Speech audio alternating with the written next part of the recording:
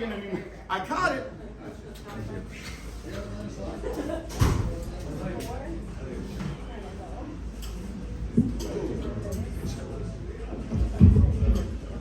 Why is everybody abusing my new mic stand?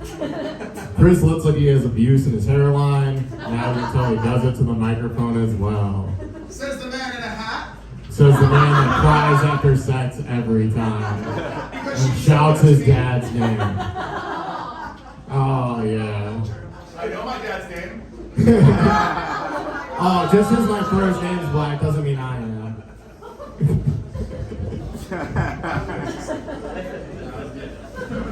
Got him. He's like the Incredible Hulk if he only got the gamma radiation that made his hair fall out. I'm sorry, Chris. I fucking love you, man. That was a great set. Shout out to Chris Davison again. He needs some money to fix that hairline. Let's turn that shit into the Incredible Hulk. Let's get him some green hair. Let's do it. Top 3 for sure. All right, your next comedian. I'm not actually sure who this is. So, we'll see how this goes. Yes, come on in. We have comedy. Oh, I know that guy. What's up, homie? Hello. He's one of my 2 Indian friends in Savannah. It's Raul and Shamil. Because they're the only 2 Indian people that live here. I know where all the best gas stations are. Alright, your next comedian is Casey Moreno, everybody.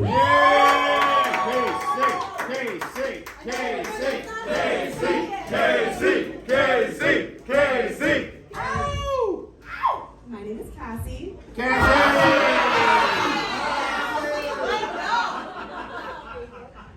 Okay, this is my first time doing stand-up, so please be nice to me. I just take my sweatshirt off so that if I get nervous, I can just like point. And that'll distract me until I think of my next joke. This is my first time in Savannah. It's very awesome. I took a ghost tour on Friday and learned some fun facts. Learned that the city is built on top of 20,000 bodies. You guys know this? Yeah. Finally, someone with a higher body count than me. Okay, I'm just gonna tell a couple stories about my life. I don't know if that's what you guys think. That's what I'm gonna do. I am bipolar. Yeah. Is anybody else? Yeah. Drugs? Lamictal? Yes! I met someone else who was on Lamictal yesterday. Being bipolar is the best because you get an excuse for everything. Example, I was supposed to do stand-up last night, and Andre, I was just having an episode. I get it. Being bipolar is awesome until you stay at a hostel. It's a very dangerous situation. Very bad. Things you should not do at a hostel when you're bipolar include getting in a bed at a hostel, going into the bathroom at a hostel could be bad. No, being bipolar is good. It's under control right now. I'm on 2 different meds. I've been having the worst heartburn for like 4 months straight. I thought I was pregnant. I was like taking tests. I was like, I'm gaining weight. I'm pregnant. No, I'm just fucking nuts. So that's bipolar. Other fun facts about me, I set some big goals for 2024. One of them was to do stand-up. I'm putting on to the very end over here. And my other one was to be, hold your breath guys, to be a LinkedIn influencer. Yes. So that means that I log onto my little laptop every single day and tell everyone I'm so humbled and grateful to be here, to be working at my job. I'm really, really into LinkedIn. Like I swear to God, this is a real thing. It's really, really great if you want a space to milk your trauma for money, but you're not hot enough for OnlyFans.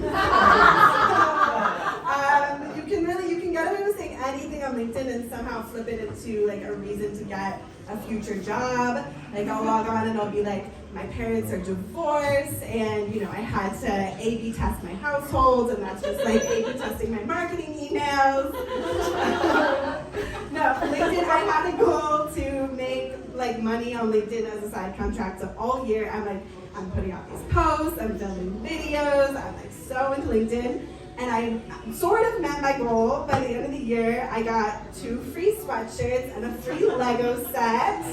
Thank you. I am an influencer, like I said. Thank you. I will sign autographs at the end. LinkedIn influencing is really, really great until you have a manic episode on LinkedIn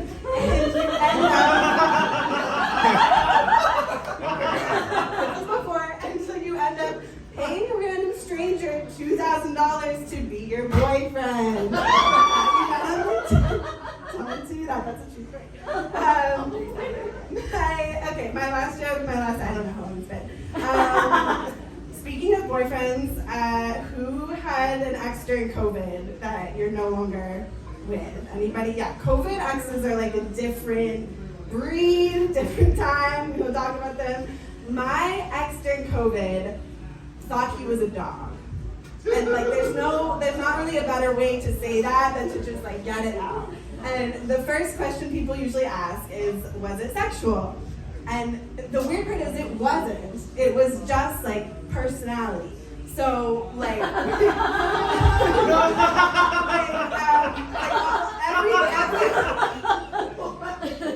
everything you're about to hear is real, and I did put up with it. So, he would yell at me for not buying him a bone. He'd be like, why don't you buy me a bone? Buster's mom always buys him a bone. He'd be like, okay, Skippy. He'd be like, why don't you ever take me to the dog park? Buster's mom always takes him to the dog park. I'm like, maybe Buster's not a fucking little bitch. What else? Like we would walk by bars or restaurants that said like no dogs allowed, and he would start crying. Like he would literally cry, and I would literally have to take him home. There's so much other crazy stuff, you guys. Like he sent me an article one time about a woman in Canada like walking her boyfriend naked on a leash, and he was like, why can't we do this? There's so much. But I think so. In the end, he dumped me, so I think it's obvious that I have daddy issues. I will stay with him forever. But the joke's actually not on me because he ended up becoming a lawyer, and somewhere out there's someone getting their lawyering done by a dog and paying exorbitant prices for it. So, joke's on them.